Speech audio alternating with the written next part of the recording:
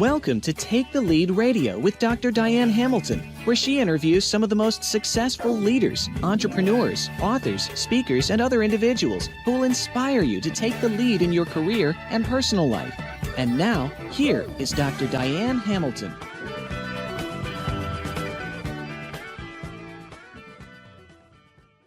Welcome to Take the Lead Radio. This is Dr. Diane Hamilton, and we've got such a great show because we've got Keith Krach here. He is the chairman of DocuSign, and he is fascinating. He's funny. He has run so many companies. He's so interesting, all the things he's done. And if I had to read the awards this guy's won, we would be here all day. So instead of doing that, we're going to just get into the show, and we'll do that right after this. Attend any corporate summit, and it's likely someone will bring up issues with millennials or other generational conflict.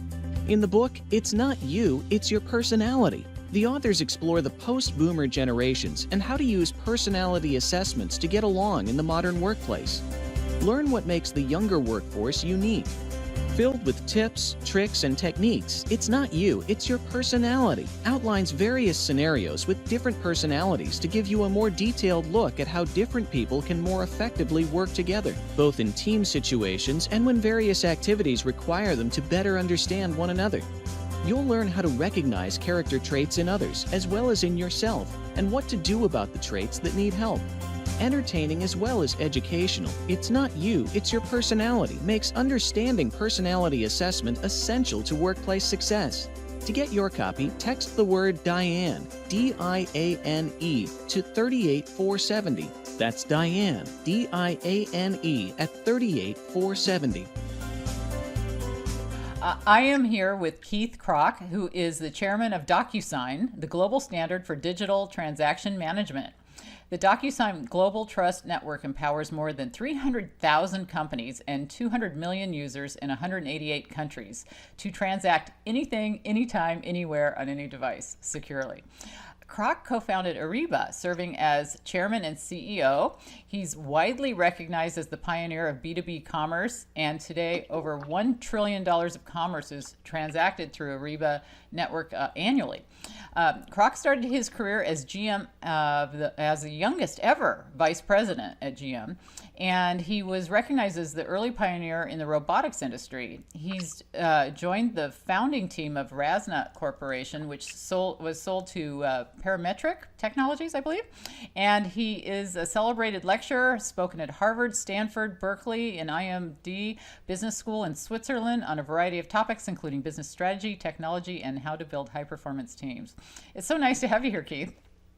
Well, thank you so much for having me on the show, Dr. Diane. Oh, please call me Diane, but you're welcome. It's funny because you sound so much like my cousin Keith. I told you that. And it's interesting. Maybe that's a fun name to have, but it is a fun name to have. And my older sister, who I worship, her name's Diane. Oh, that's funny. Well, that's a small world, but you've got quite an interesting background. I mean, you've got a BS degree from Purdue, an MBA from Harvard, an honorary degree at Ohio Northern University. You really have quite the background, and you hit this really impressive point to be GM's youngest ever vice president at the age of 26. What I find interesting is I'm writing a book on curiosity. So I imagine you must have been a curious person to get to be that successful at such a young age. I'd like to kind of hear some of your background. What was it? What led to that point? Well, by the way, I think you hit the bullseye on that. I'm definitely a curious person. I think I can learn something from everybody. And I also believe that the most important things in life aren't written in a book. I'm curious about a wide range of things. And, I had a great opportunity with General Motors early on. They came on campus at Purdue, and they gave a full ride scholarship to a female engineering student and a male, and that was me. And then they really put me through great training, sent me off to business school, and was able to form a joint venture in the robotics area. early on at General Motors, now the largest industrial robot manufacturer in the world. So that was great. My philosophy is just jump in water over your head, and it's scary fun, and you're going to learn to swim. And after a while, it becomes addicting. So I've been doing it my whole life. Well, you took some time off, though. I saw your piece on selling power. Gerhard Schwantner has been on my show in the past. And I thought that was an interesting background that you were talking about, how you had set 100 goals and you kind of did your bucket list there for a while. What did you do when you took off? I thought that was good if you could share that. Well, sure. My life has probably gone in chapters of 7 or 8 years, after the General Motors, and then after RASNA, and then after Ariba. Took about 7 years off. One of the things that I did was my oldest son, he was in 8th grade, and I pulled him out of school for a year with his buddy, and we called it Venture Academy. We went around the world. We kicked it off climbing up Mount Kilimanjaro in Africa. We did survival training in the Amazon. We built homes in Nicaragua for Habitat for Humanity. But also that was so, and I have 5 children, so I dearly love it. It was a real great chance to get really, really close with them, as they're at such a great inflection point in their life. And then, for me, that was a payback time period. And that's when, 2 things that have given me so much in terms of my early leadership training was the Sigma Chi fraternity and Purdue University. So I had a chance to serve as the international president of Sigma Chi, and then also chairman of the board of trustees at Purdue. And, I think probably at Purdue, my biggest accomplishment was hiring Mitch Daniels, who, I think he's probably the best president in the AAU. And I know you're a student, and also you really appreciate the benefits of online education and being able to expose it to everybody. And as you know, we just about a year ago bought Kaplan University, and we're integrated it into Purdue University Global, and that is going to be tremendous, I think, in terms of having the high academic standards of Purdue, which is the largest engineering school in the country, and so given access all around the world. And at the same time, one of our stated goals at Purdue is student affordability. We've froze tuition for the last 6 years, so it's going to help in that. So anyway, that was a great time period before I went, back in the business world with DocuSign.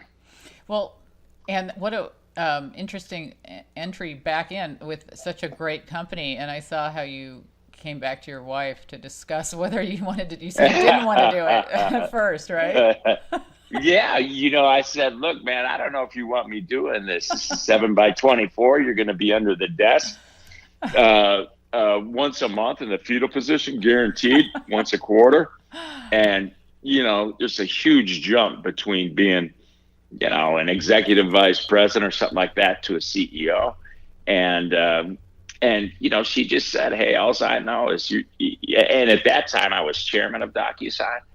And she goes, all I know is you're so excited before you go to a board meeting, you're even more excited afterwards. She goes, I'll be by your side the entire time. And it's been just such a tremendous run. And, everybody affectionately calls her the first lady of DocuSign. I mean, she's a Georgetown lawyer, and I mean, she knows the value proposition as well as anybody. Well, that's awesome. I'm curious that what causes you to get into a fetal position? I mean, I can imagine that there's so much stress. What is your number one thing that gets to you? Well, I think, by the way, it could be a whole host of things. Could be just a cherry on top, right? One last needle on the haystack. Yeah, I mean, it could be anything from, oh man, we're going to miss the numbers, to, oh gosh, we could have hired the greatest guy, or, oh, maybe this person left, or, DocuSign and Ariba it's all about trust. So Right. You have to make sure that your product is fault tolerant, and, the platform's always available. So, it don't matter what, that's going to happen to every CEOs, and I think that's an important factor. And I guess what I've learned in life is never get too high on the highs and never get too low on the lows. Right. And when you get knocked down, or the world hands you a bag of sour lemons, the objective of the game is to turn into sweet lemonade. So those are challenging times, but I think that's when you prove what you're made of. Well, you've obviously done very well with every company you've been in, and DocuSign is such a great company. I worked in so many industries, and I just remember being in lending and real estate and different things where the fax was, everybody faxed everything. It's just things have kind of changed dramatically, and you don't hear about. I mean, DocuSign really is it now. How are you so powerful in a market? How come the competitors aren't able to come close to you? Well, I think it comes down to, the number one word that we stand for, and that is trust. And, everybody goes, oh gosh, DocuSign is just so easy to use. But what they're only seeing, and it's, it's just, I mean, every real estate I meet, real estate person I meet, and I know you spent some time at Keller Williams, it's like, it's not just I love the product. Everybody says that, but it's like, you changed my life. And so under the covers is that trust in terms of data privacy, security, availability, enforceability, interoperability, all of that.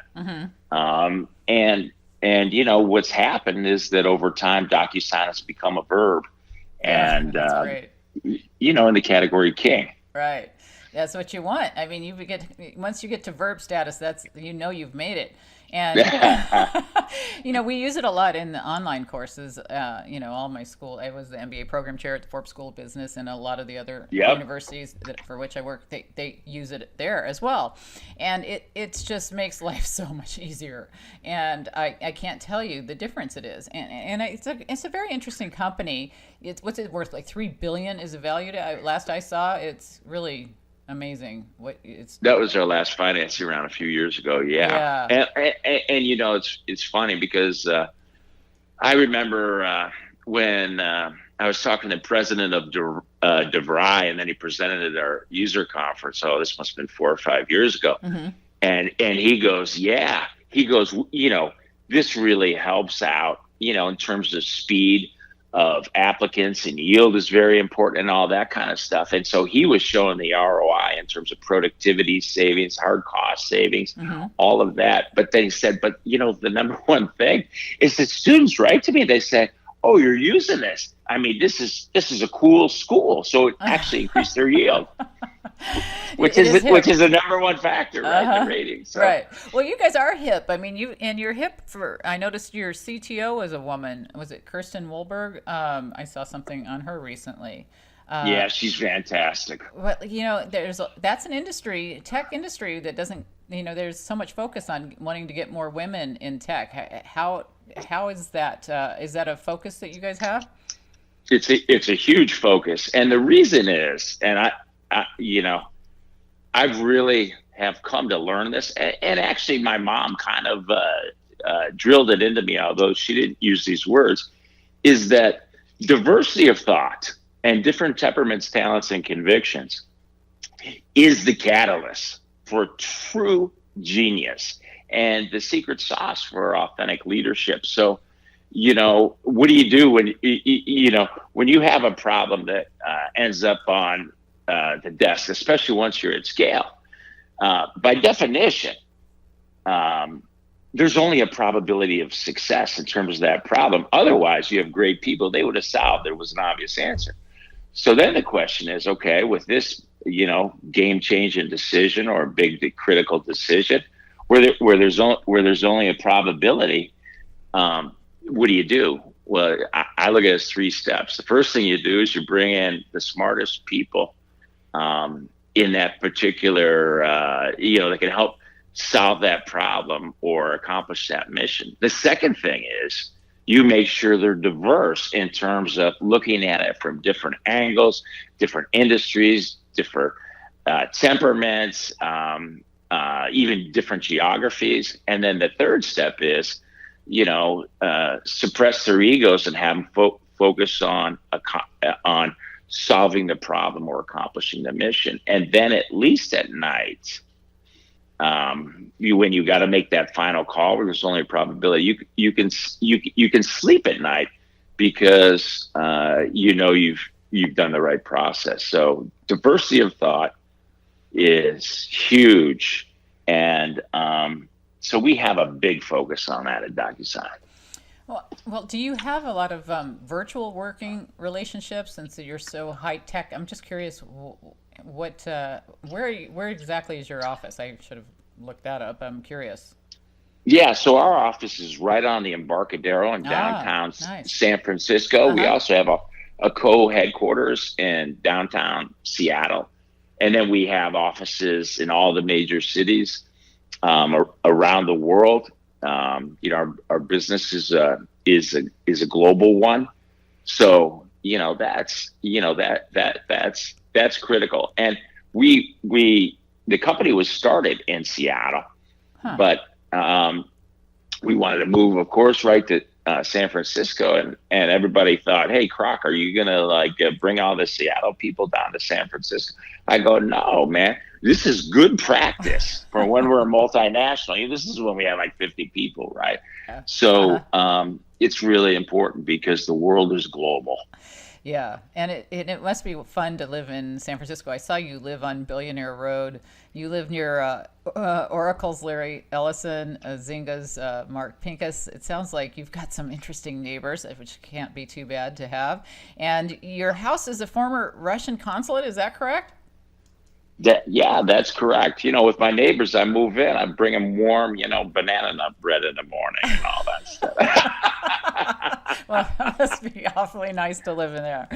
You had a beautiful home. I got to see one of the videos. I love the indoor basketball court, by the way. You need a bowling alley. That would be fun. What's funny is that 6 years before that, and my wife was senior corporate counsel at the Gap. Her name's Meta. So it was right across the street from DocuSign. But when we moved up to San Francisco from down in the lower part of Silicon Valley, a place called Los Gatos, we lived in a 2-bedroom apartment, and then we had twins, and we're in and I loved it because I could just walk to work. I mean, it was really quick. And Meta goes, I think it's getting a little cozy in here with the twins. I go, oh no, this is the most important quarter, of our life. And that she knew, that everyone, everyone you're in is the most important. So finally I buckled under. I said, okay, we'll get a home. How did they make that into a house, the Russian consulate? That's an interesting thing. Yeah, it's. I always tell everybody, we got all the bugs out. We had our security guy check it. Although I said, "Did you get all the bugs?" He goes, "Believe it or not, man, I actually found one." And I said, "Really?" He goes, "But we didn't get them all." He goes, "But we deactivate them." And then I always tell people when they come over, it has not been verified that the Russians assembled a dirty nuclear bomb here in the 80s, So if you're glowing, it's probably the wine. Well, I had Eric O'Neill on my show this last week, and he's the guy that caught the most horrible spy in U.S. history, and they made the movie Breach out of it. And he said that Russians are number one on the list again for who you got to watch out for in terms of spies. So you better maybe go do another sweep of your home. It'll be interesting. But you know, I was watching your panel you had, that Momentum in 2016, where you had Don Thompson, the former CEO of McDonald's, Rick Smith, the chairman and CEO of Equifax, and James Beer, EVP and CFO of McKesson. And I loved your interviewing tactic. We'll just ask each other questions. I know, it's just funny because I thought it was going to be like a 20-minute panel. I think it was more like a 40-minute. And all of a sudden I look at we put the time clock there, and it's like, oh man, shoot, I kind of ran out of. Okay, you guys ask each other a question, but it's got to be a different person. I mean, why not? I think I can't remember which one it ended up had to ask himself a question. Was it Rick Smith? Yeah, that was great. And then they turned around and asked me a question. I go, hey, look, man, I'm the facilitator. That's right. Panel moderator. Just because So I think maybe I invented Socratic panel moderation. I don't know. Well, I'll tell you what. Your next panel, you hire me. I'll come in, and you won't have to worry about it. All right, you'll be all set. That's what I do. But you really have had such a fascinating background, and I'm impressed with everything that you're able to do. So you say you have these 7-year lives of blocks, and what's your next block going to do? What it'll be about? I don't know. I'm still very, very heavily involved in DocuSign. And my big focus is having a smooth transition with Dan Springer, who took over last year. And I told him, the way I look at being chairman of the board is one word and one word only, and it's service to the CEO. And yes, of course, I have the constituents of the shareholders and the customers and the partners, all the stakeholders. But I know if the transition is good, then everything takes care of itself. And, in a business like this with such a huge market, you have to sprint the marathon. And the way I look at it, the only way to do that is a relay race. And relay races are won or lost on the baton pass. So it's been great. I mean, he's a brother. So I, help wherever I can. And now I focus a lot on the country digital transformations, particularly in Japan and Germany. When Japan, it's a national imperative over there. So, and DocuSign's a catalyst for accelerating their digital transformations. Well, in addition to doing that, you've had a lot of additional philanthropic endeavors, and I've had quite a few billionaires on my show that really get into philanthropy. You're attracted to Children's Autistic Network for helping them and different organizations. How do you pick your organizations? I would say probably with my heart. And I think, and in that particular case, very special, one of my best friends, his daughter was autistic. And so he built up this center, and he goes, hey, Krach, I go, Murray, I'm there, man. But a lot of the focus, and one of the great things that we did at DocuSign is I started the DocuSign Impact Foundation. And the mission of that is to transform people's lives by transforming noble causes, because, at the end of the day, we're transformation people, and the impact that we can have on organizations that impact people's lives, like the Special Olympics. We had Tim Shriver, CEO of the Special Olympics, at our user conference last year. And, we enable 5 million special athletes with DocuSign because before they can take part in any kind of event, and there's an event going on once every 6 minutes around the world, they need a medical permission slip. And if they don't have it, they can't compete. And sometimes the athletes lose it from time to time, and that can be traumatizing to them and their families. So that's just a great thing that we're able to do, is just, put that right on their phone. Well, those are really amazing stories. I've had some Paralympic athletes. I've had a lot of really interesting people on my show that have just overcome some amazing things. I actually just recently had Eric Weimeyer on my show. He's that first blind man to ever climb Mount Everest. And I was thinking about him when I was looking at all the things that you did climbing, Mount Kilimanjaro and some of the stuff you did. What's the hardest thing you've had to do in your life, you think? Probably mountain climbing. I mean, after we did Kilimanjaro, and I brought my son was 14. We took his buddy, and I brought one of my fraternity brothers who's done Ironmans and stuff like that. And he goes, "This is the hardest thing I've done." I mean, it was hard, but we made it to the top. And then we said, "All right, let's go challenge ourselves even more." And we went down to Peru and climbed the 3 top peaks. Now, we didn't make it all the way to the top in the last one, but that was hard. But I think that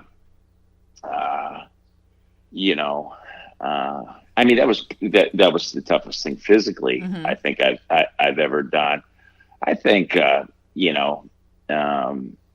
everybody deals with a lot of I would say the hardest thing ever on the personal side is when my father passed of lung cancer. And he's the guy who was my number one mentor, my role model in leadership. He had a small, 5-person machine shop. I worked with him, every summer and, every weekend and all that kind of stuff.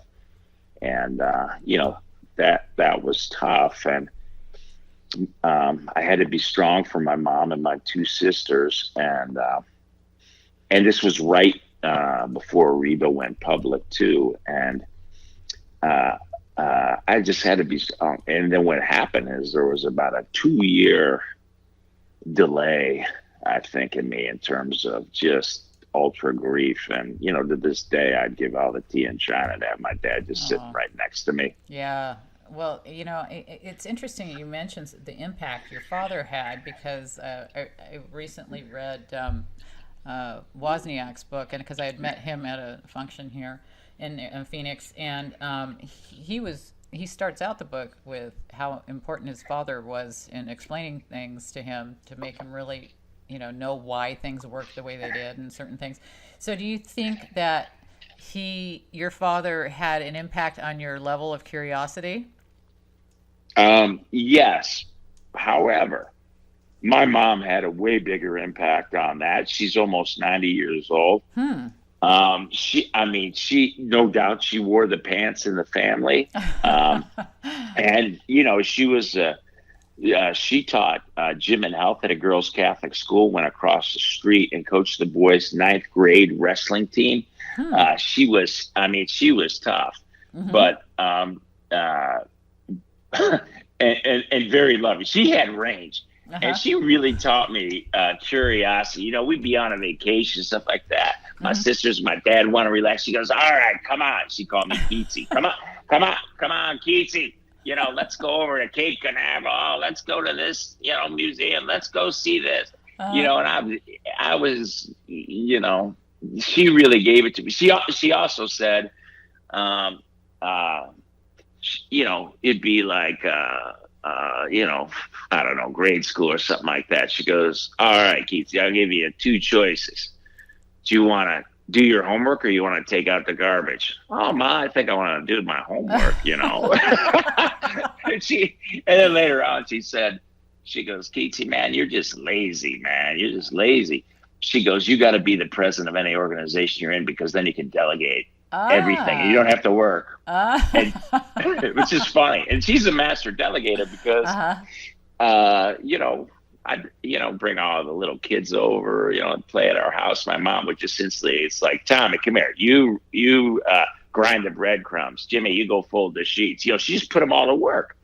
And, actually, I'm really seeing it through my 6-year-old twins. They love to do that. It's a team thing. It's a common mission. So she just used reverse psychology on us left and right.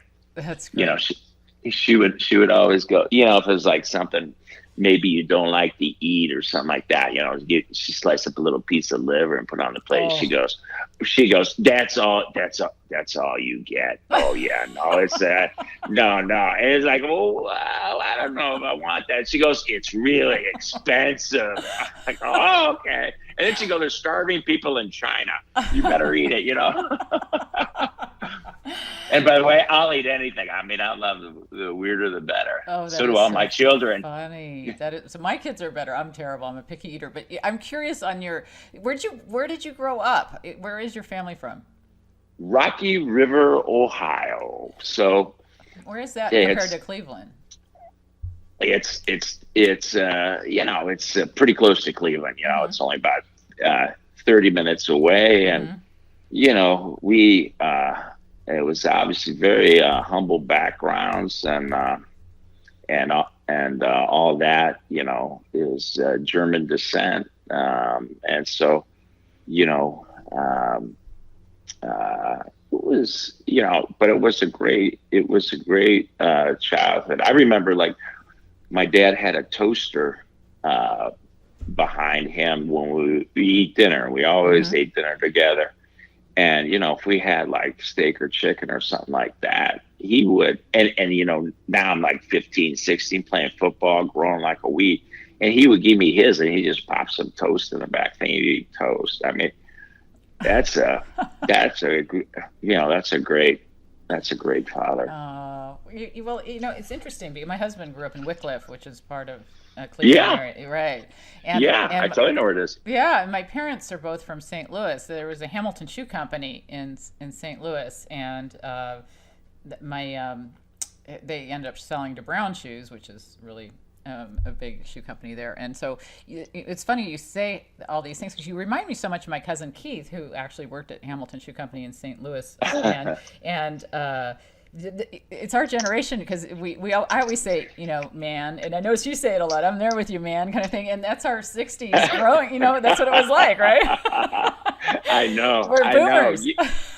And by the way, my dad always said, he goes, a parent's dream is when the student surpasses the professor, right? Right. And so now as a parent, you see that's innately in you. You want your children to be more successful than you. And my dad would also always say, he goes, look, you save money for 3 reasons and 3 reasons only. Number 1, so you can have a home. It's really important for your family. He said, number 2, for your retirement, so you don't have to mooch at your children.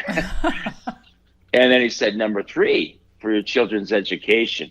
And he said, you mortgage the first 2 for the third every time. So, that was the mentality. Mm-hmm. Well, I could tell that your parents had a very strong influence on you. And I can imagine that you do the same thing with your kids. And it's fascinating to me to see how our backgrounds impact what we end up being later. I mean, sometimes you can have really supportive backgrounds and still go in completely different directions. And how do you continue to foster the kinds of things that you value in your employees? You know what I mean? Like, I really think that, back to the curiosity thing, I think it's so important for people to be curious, but it doesn't seem to come naturally to everybody, or it's been squelched for whatever reason. What can you do to make sure that employees really have a desire to learn and grow? Well, I think one thing is to create a safe environment and make it so that, at all 4 companies I've built, we've all had a playbook and, with vision, mission, values, team rules, long-term goals, strategy, boiled down execution, and use the same 5 team rules. And team rule number 2 is no idea is a bad idea. And then, we would put in parentheses, unless it's the CEO's, which is funny because it's fun to mock out the CEO, and that actually creates a safe environment. So I think that's key. I also think, don't be afraid, as the leader, do not be afraid to talk about your weaknesses, your failures, your flaws, because that helps create a safe environment. And, besides the fact they probably know them already or soon will be. And so, just mock yourself out with a self-deprecating sense of humor. That's a superpower in business. I agree. I mean, you're really down to earth, and a lot of CEOs don't have that quality. How are you able to keep that throughout? I mean, you're seriously successful. How do you keep that sense of groundedness?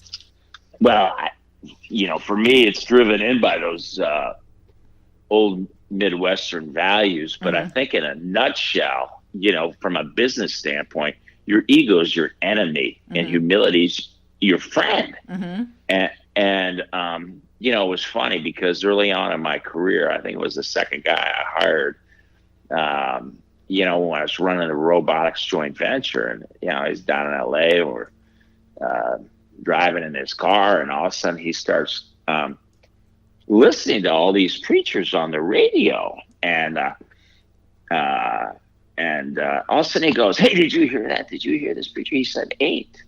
And I go, what are you talking about, Pete? And Pete had come out of the oil patch. He didn't have a college education. He goes, and by the way, we used to call him Pete Planchot, the pitchman preacher, because he sounded like a preacher when he would speak, and he was a great orator. And he goes, I always had a fear of speaking in public, and, I didn't have any training. So he goes, I would go from church to church to church to listen to sermons because these guys are great speakers. And he goes, what I learned is that never look too good or talk too smart. And that just got ingrained in me. And like, for me, it comes by naturally. But, don't try to put yourself up on a pedestal where you don't belong, So and I also got that from my dad. I mean, my dad was a boxer in the Army, and I remember one night, I came back from Purdue, and we're drinking beer late, and he goes, Keith, do you ever feel like you ever get like cornered in a ring? I go, what do you mean? It's like, where you're in a situation, you just can't get out of it. You get that pit in your stomach. I go, yeah. He goes, there's one sure bang way to get out of it every time. I go, really? He goes, you want to know what it is? I go, yeah. He goes, mock yourself out. I mean, I don't think he knew the word self-deprecating sense of humor, but he goes, oh yeah, just mock yourself out, man. The best defense, strong offense. I mean, mock yourself out before other people do. Yeah. And it works. It works every time. Well, it points out the elephant in the room sometimes too. You were talking about the fear of speaking, and a CEO has to do a lot of that. And you get up on stage, and sometimes things don't go as you'd hope.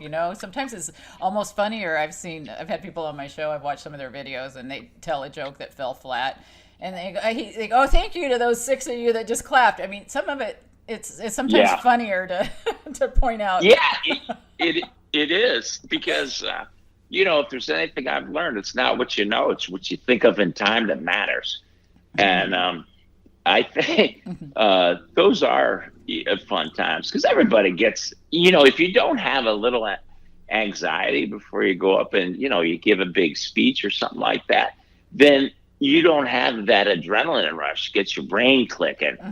And so, if somebody goes like, hey, I'm nervous, man, I go, well, that's good because you're going to be, that much better.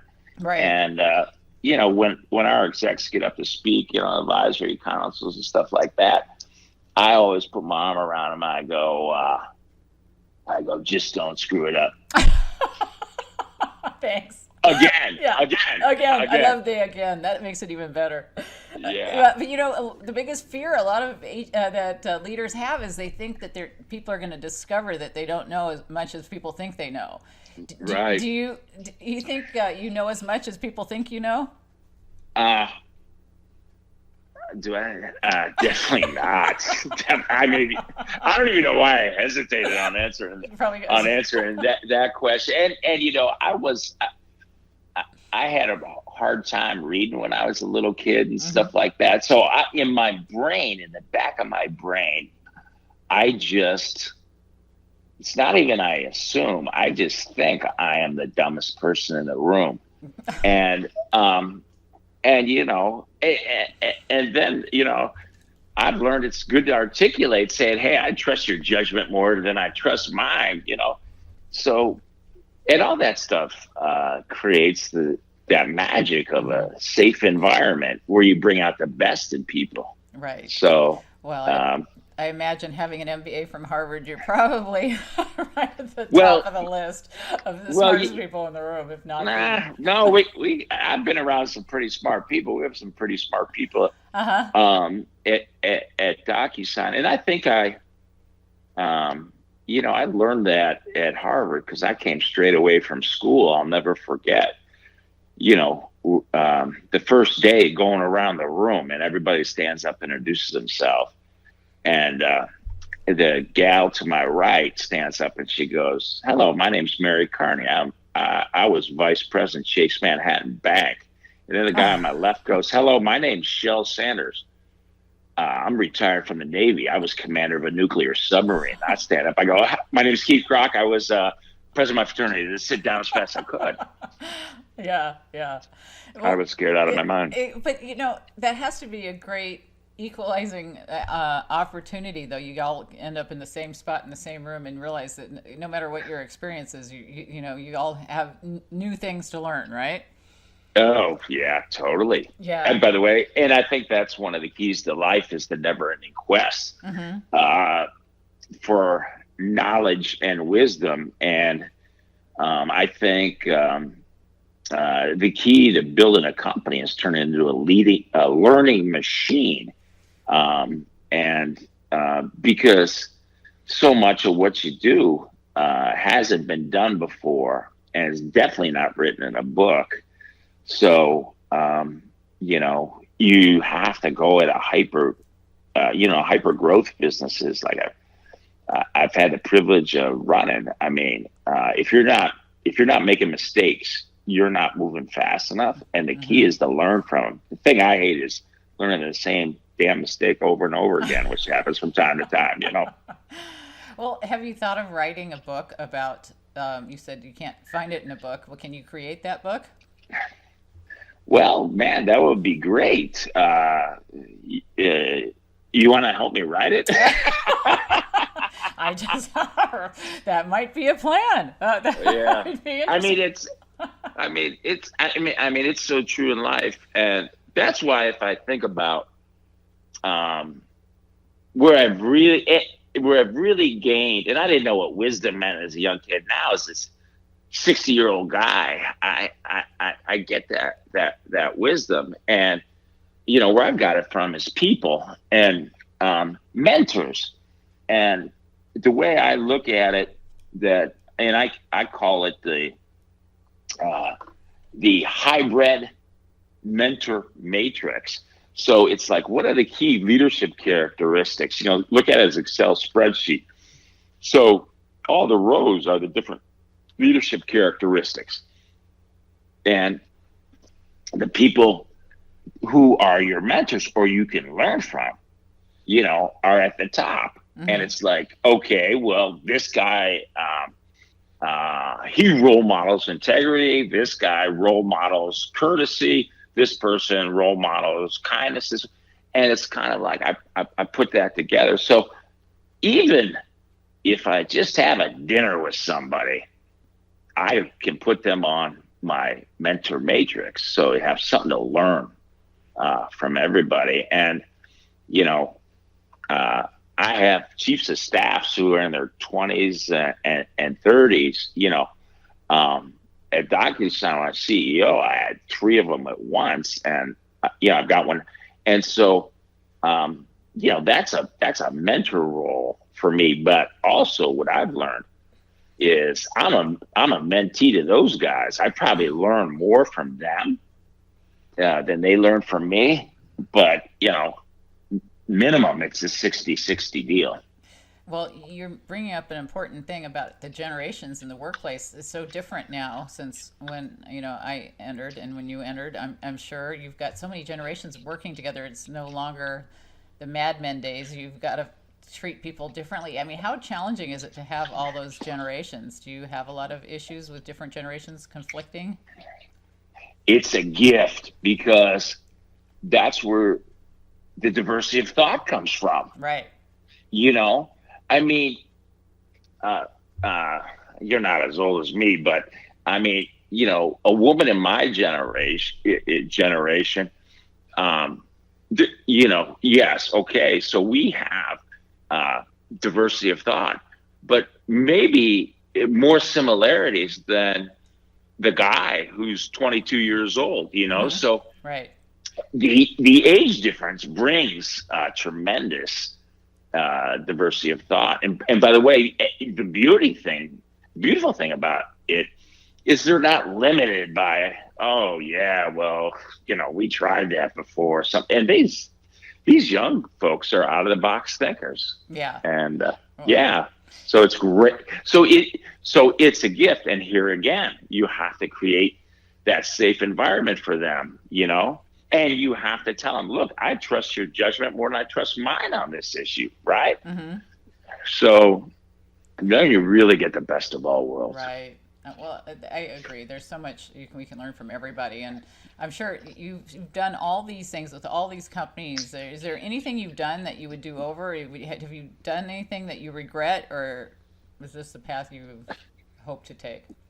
Well, I mean, gosh, of course, because I used to use that as a recruiting tool. So, if I look at my experiences, running a joint venture and robotics and RASNA, we created category mechanical engineering and Ariba and DocuSign and Purdue and CMA. It's like you learn something. First of all, you learn as you go. And so, okay, if this works, let's use it at the next company Mm-hmm. or the next organization. Okay, if it doesn't, let's not do that again. And after a while, you just keep building on that playbook. So you have so many arrows in your quiver. And at DocuSign, it's like just took the playbook, much of it from Ariba, and also the leverage growth strategy, and in terms of building a network, and it's almost like add water and stir. Yeah. And you learn that, after a while. So, but kind of back to my point, I use that as a recruiting Mm-hmm. tool. It's like, I remember I'm recruiting a PhD. This is back at Ariba, recruiting a PhD from Xerox PARC. Uh-huh. His name was Mark Brown. He was one of the best UI guys ever. Mm-hmm. And I mean, this guy was paid big bucks. We were just a startup. That time we probably had 15 people. And man, he was a demigod. And I asked him, I go, hey, so what's the greatest thing that you've done here? It's I just presented a paper in Paris. I love the voice. I go, oh my God, that is so cool. I love that. That is so great. That is so great. Now, if you had to do it all over again, Uh-huh. would you do that? Well, I do a thing that's better. I go, what's that? He goes, if I build a product that people just love and they'll give me bear hugs, the whole time. I go, God, that's perfect, because you will never write any papers at Ariba. We forbid it. We call that intellectual property. Besides, it's a waste of time.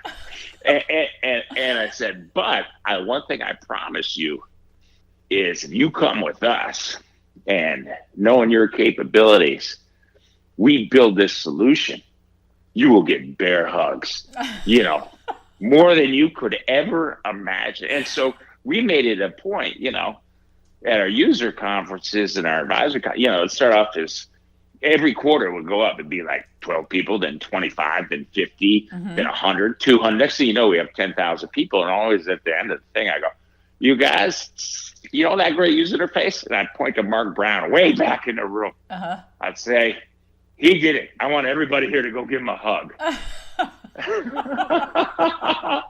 That's great. Well, I think that you've done some amazing work. You've definitely shaken up some industries. Do you have a company or, an industry you think's the next one to disrupt that people should be looking at? I think it's higher education. And yeah, I think, and for a number of reasons. One is it's so expensive. Yeah. And that's why I think Purdue University Global is just so amazing opportunity in many ways. I also think that, that paradigm has really shifted in terms of how students learn. It's more kind of, it's kind of the self-paced. It's short bites. Nobody likes to go to 7:30, chemistry lab, on a right. Friday morning. At Purdue, we had them Saturday mornings. So I think that's one that is absolute ripe for disruption in terms of bringing the best of in terms of bringing the best of both worlds together. Yeah, I totally agree. I've taught more than 1,000 online business courses, and when I ran the MBA program at Forbes, I just saw so much that could be, just so important out there. How we reach students, and I think that a lot of them need a lot of soft skills that aren't being incorporated in a lot of the courses. Yep. And there's just so much to be done. And all your work really inspires me. I know we run a little long here, so I don't want to keep you any longer. And I think that this has been just so fascinating. I could spend the next half hour just listing the awards you've won. And I'm very impressed with your work. Well, by the way, those awards and 35 cents will get you a cup of coffee in Rocky River, Ohio. Or they'll get you the chairman of DocuSign job. It's not that, man. It's that one's just hard work. You don't even have. Well, I was going to say don't have to be smart, but no, you have to surround yourself with smart people. I've made a living out of that. You really have a lot of smart people around you, but you're definitely a very intelligent man, and I just cannot imagine all that you've done, and it's just a great honor to have you on the show. Thank you. And I was hoping you'd be able to share how people could find out more. Do you let people follow you through social networks, or do you just have DocuSign.com? What's the best thing that they could do to find out more about it? Yeah, I think in terms of from a mentoring, that kind of thing, KeithKrach.com. And then, I have all the social channels. So that's probably a great way to do that. Okay, so that's Krach. And thank you, Keith. This was so much fun.